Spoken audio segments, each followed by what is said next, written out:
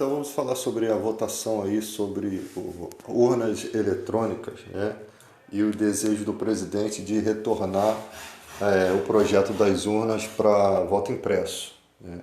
Então a questão é a seguinte: não foi colocado para a população realmente como está esse projeto expresso na Câmara dos lá no Senado, né, onde vai ser verificado isso para votação. Então, o documento original é o que a gente precisava analisar, né, para saber que proposta é essa. Porque alguns bolsonaristas dizem que não é acabar com o voto eletrônico.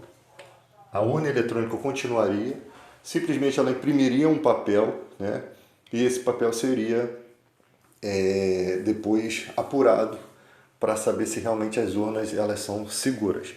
Dizem também que isso em outros países, em países desenvolvidos, isso acontece. Eu nunca ouvi falar, vou pesquisar sobre isso.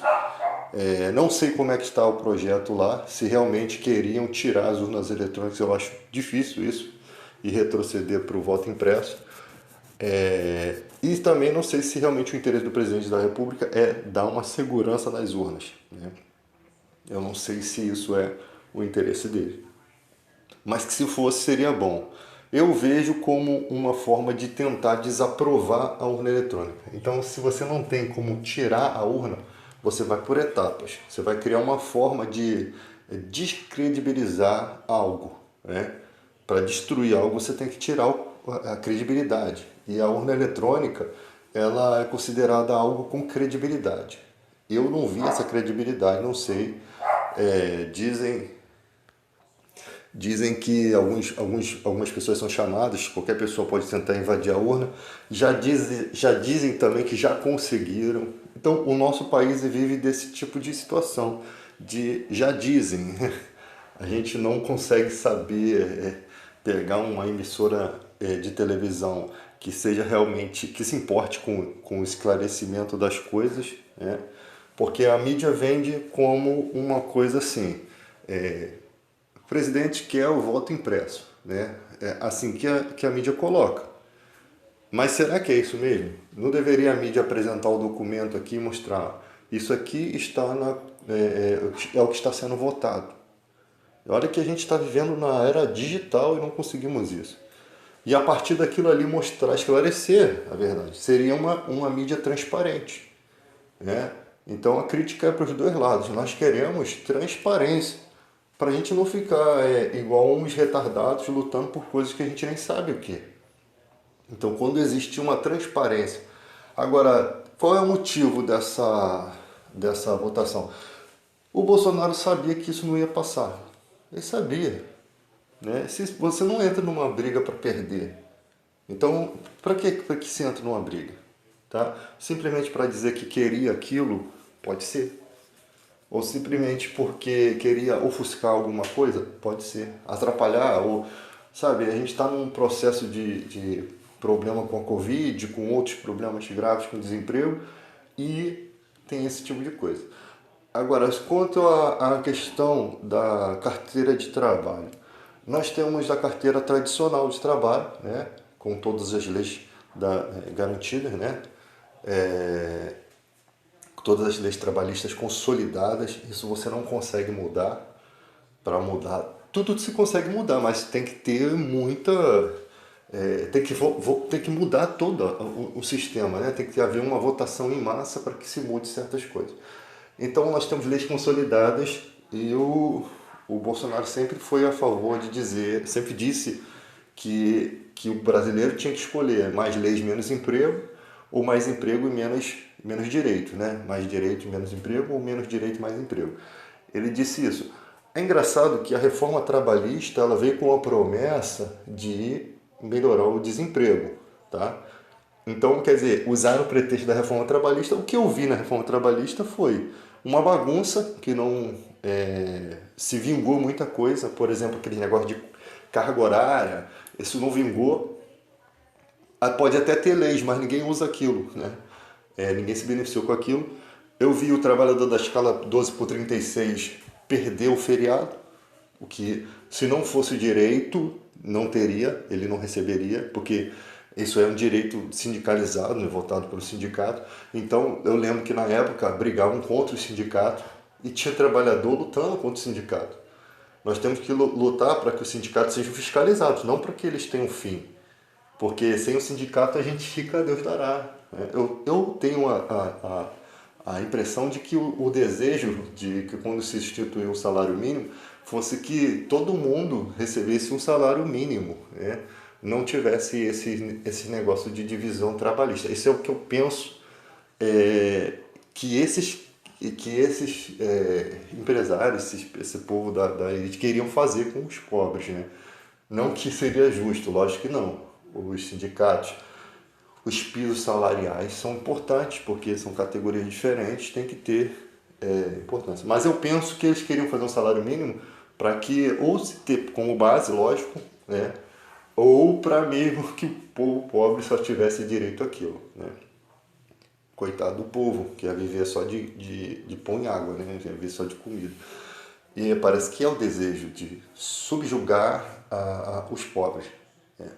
E tem lugares que o salário mínimo nem chega a ser colocado em prática literalmente. Né? O salário mínimo lá não funciona, é menor. Então não, é o mínimo do mínimo, não existe. É uma lei consolidada para todo o país, mas já se começa a ferir por conta de outros pretextos aí. Então, gente, aí que se criou essa carteira verde e amarela, porque quando você não consegue tirar direito de algo que já é vitalício, você vai criar o que é uma trepadeira, é uma estratégia de guerra. Você vai criar algo paralelo com um pretexto, né? Um pretexto de desemprego, é o pretexto, para poder garantir que empresários consigam se dar bem, né? Melhorar. Dizem os empresários que é muito difícil ser empresário no Brasil. Eu vejo que tem um montão de empresário que nem assina a carteira dos seus funcionários, né? E hoje em dia se pode perder uma causa e ainda tem que pagar o patrão. E aí muita gente não sabe como isso é administrado e acaba ficando com medo de jogar o patrão na justiça. E quando joga o patrão na justiça, ele vai fazer um acordo e resolve o problema rápido. Então a justiça às vezes convém para o patrão, né? Ele não assina a carteira, coloca um funcionário lá para trabalhar, com risco da saúde dele, com risco de acidente, ele não está coberto pelo INSS, então se o cara sofre um acidente ali fica gravemente ferido ou dá mais pessoas que trabalham com gordura, com essas coisas, o cara fica cego. Não tem carteira assinada, mas o cara vai correr atrás e o patrão vai se lascar, mano, porque o pessoal que se lascar no Brasil não é tanto assim, né? É muito fácil, cara, termina uma empresa aqui, abre com outro nome. Nós vemos isso constantemente nos hospitais. Sai uma empresa, aí entra a mesma empresa com outros primos, parentes, e o cara tá trabalhando lá achando que é uma nova coisa e na verdade é tudo parte do mesmo pacote. Então no Brasil ele tem essa tendência a permitir a corrupção, né? Ele tem essa tendência. E nunca são responsabilizados. Tem gente que assina carteira só de mão. E você não pensando que está com todos os direitos lá, depois a firma some e você não consegue correr atrás. O cara está achando que está com a carteira assinada, está com a carteira assinada. Né? Então, gente, é muito complicado um país que nós vivemos que só foi dar algum direito às empregadas domésticas há poucos tempos, né? Direitos mesmo necessários para elas. E às vezes você vai conversar com os caras que são bolsonaristas, eles dizem, pô, mas isso gerou muito desemprego.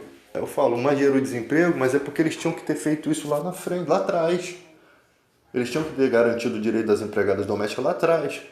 Porque toda a escravização que existe hoje em dia, de pessoas que traz... Tem gente que tem funcionário escravo dentro de casa, isso já foi mostrado em reportagem. Aí a pessoa não tinha estudo, não sabia dos direitos, né? Teve uma, coitada, que a dona chegou a cortar a luz do quartinho dela. Ela vivia no escuro. E ela vivia como empregada. Aí quando a justiça ia, falava, não, ela é da família.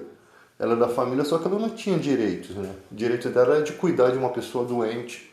Ela nem sabia dos direitos dela. Pessoas que viveram praticamente adotadas.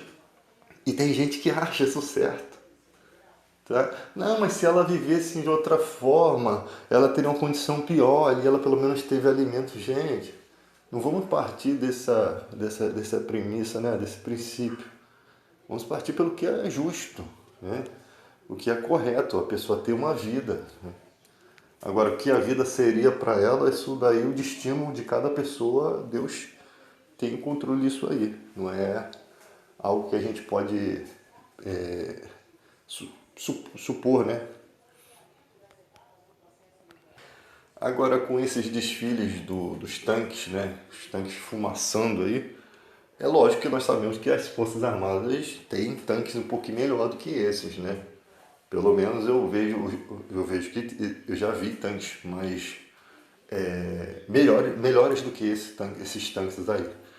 Mas só que no Brasil, as Forças Armadas, por exemplo, um general, ele consegue mover, ele não, tipo assim, parece que eles não, o exército brasileiro, você não tem, você não tem controle sobre tudo que todos os generais fazem. Eu acho que um general pode fazer algo a seu bel prazer, né? Ele quer colocar os carros na rua, ele vai botar, não tem um conselho máximo, né, que se vai permitir ou não. Daí você vê a desorganização das instituições. Então os caras vêm, eles arrumam os tanques não sei aonde, né, de alguns quartéis, por Conchal. Nós sabemos que no poder aí tem um monte de militares junto com o Bolsonaro, então os caras articulam tudo isso daí e faz essa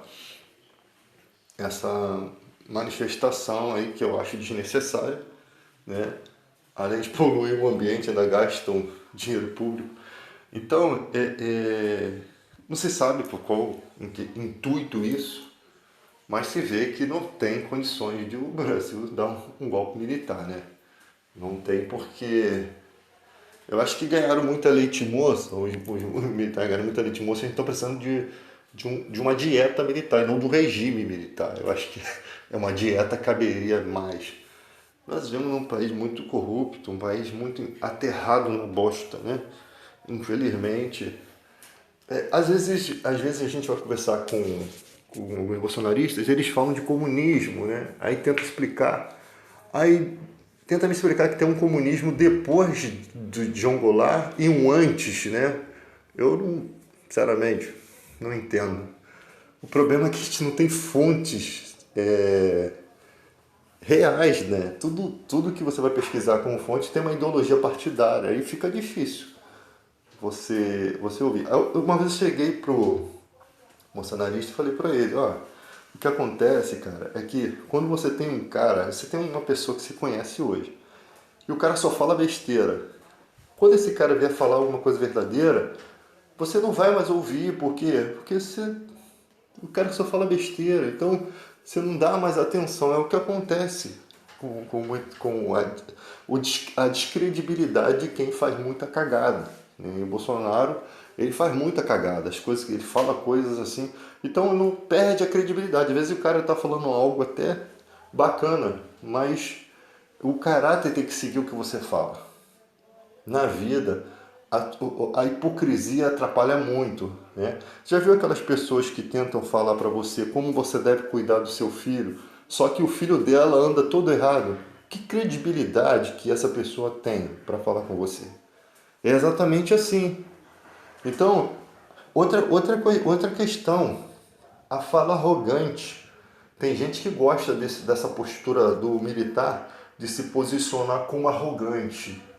Pelo que eu entendo da Bíblia, que a arrogância ela vem antes da queda, né? Quando o coração primeiro se gaba, depois vem a queda. Eu acho que quando a pessoa é muito arrogante, é que ela tem muita coisa suja e com certeza que a arrogância dela vai futuramente ser publicada dos telhados, né? Ser mostrada, não há nada encoberto que não venha a ser revelado. E toda aquela máscara, né? Aquela máscara forjada cai, tá? Então, a arrogância, ela demonstra que uma pessoa não é uma pessoa digna de você receber toda a atenção dela. Porque a arrogância, nós vivemos num país de pessoas humildes, né? E não tem espaço para esse tipo de coisa. para esse tipo de precipitação, de arrogância, de querer mostrar isso. Quando quer mostrar muito é porque não tem nada, não tem conteúdo, né? Tudo na vida é assim, quando quer se mostrar muito é porque não tem conteúdo. Então, isso daí a gente vai vendo. Eu vou meio que pelas palavras de Jesus, né? Uma árvore boa não dá maus frutos. O rio não dá dois tipos de água. É a água amarga ou água boa para beber. Então, pessoa que só dá água amarga, o dia que ela quer dar água doce, a gente fica desconfiado. Pessoa que só dá árvore, só dá fruto ruim, né? Ao dia que ela dá um fruto bom, a gente fica desconfiado de que a beleza daquela fruta é só engano. Quando você morde, a fruta está podre por dentro. Então é assim, Jesus mesmo nos dá a conhecer a face do ser humano, a dissimulação do ser humano. E ele sempre disse, seja prudente como uma serpente e simples como uma pomba. Seja prudente como uma serpente, sempre alerta, sempre experimentando o ar, sempre, por mais que você não esteja enxergando, sempre atento. E simples como uma pomba, você pode conviver no meio de todos, mas chega perto da pomba, ela voa, né? Ela é simples, ela vai ali, quando ela vê o risco, ela escapa. Todos os dois são prudentes, né? Você pode estar no meio e não fazer parte daquilo. Então é assim que funcionam as coisas. E é isso aí, cara.